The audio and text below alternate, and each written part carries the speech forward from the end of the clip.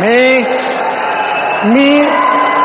देवेंद्र सरिता गंगाधरराव फडणवीस ईश्वर साक्ष शपथ घेतो की कायद्याद्वारे स्थापित झाले आहे अशा भारताच्या संविधानाबद्दल मी खरी श्रद्धा व निष्ठा बाळगेन.